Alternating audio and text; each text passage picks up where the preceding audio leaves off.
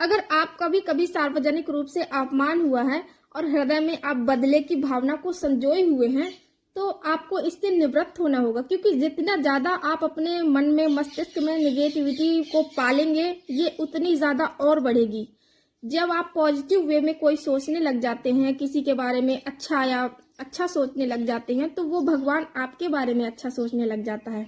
आपने देखा होगा कि जब कोई स्कूल में शरारती बच्चा होता है, तो उस बच्चे, अगर वो बच्चा किसी शांत बच्चे को परेशान करता है, तो उस शरारती बच्चे को डांटने के लिए टीचर्स भी डांटेंगे, प्रिंसिपल भी डांटेंगे, और हर कोई उसका, क्लास में कोई उसका फेवर नहीं लेगा।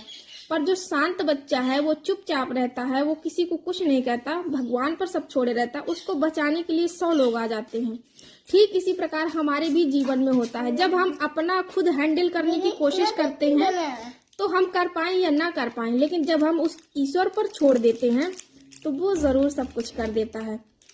तो हमको किसी के लिए बदले की भावना नहीं रखना है, हमको शांत मन से एकाग्र चित्त होकर उस ईश्वर का ध्यान करना है, हे परमपिता परमेश्वर। क्योंकि अगर हम अपने मन में बदले की भावना रखते हैं ना, तो हम अपना ही अहित करते हैं, हमारे दिमाग में नेगेटिव थॉट्स आएंगे, दुनिया भर का टेंशन रहेगा। लेकिन जब हम उस ईश्वर पर छोड़ देते हैं, तो हमारा दिमाग एकदम फ्री हो जाता है। हम ये सोचते हैं कि अब जो भी करेगा वो ईश्वर करेगा, उसने जो मेरे साथ किया उसे भगवान जरूर उसको सबक सिखाएगा। या हो सकता है हमने ही कभी उसके साथ कुछ ऐसा दुर्व्यवहार किया हो कि आज हमें ये दिन देखना पड़ा। इसीलिए हमको अपने नेक रास्ते पर चलना है और अच्छाई का साथ कभी नहीं छोड़ना है। वो ईश्वर हमारा कभी साथ नहीं छोड़ेगा।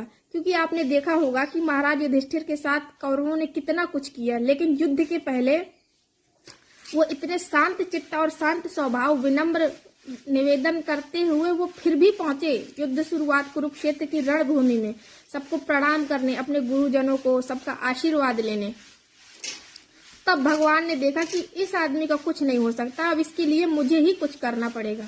भगवान, क्योंकि आपने देखा होगा कि जब कर्ण और अर्जुन का युद्ध चल रहा था, तो अर्जुन युद्ध जीता नहीं था, भगवान ने उसको जिताया था। जबकि चाहता तो कर्ण से अर्जुन कभी नहीं जीत सकता था, ये सबको पता है।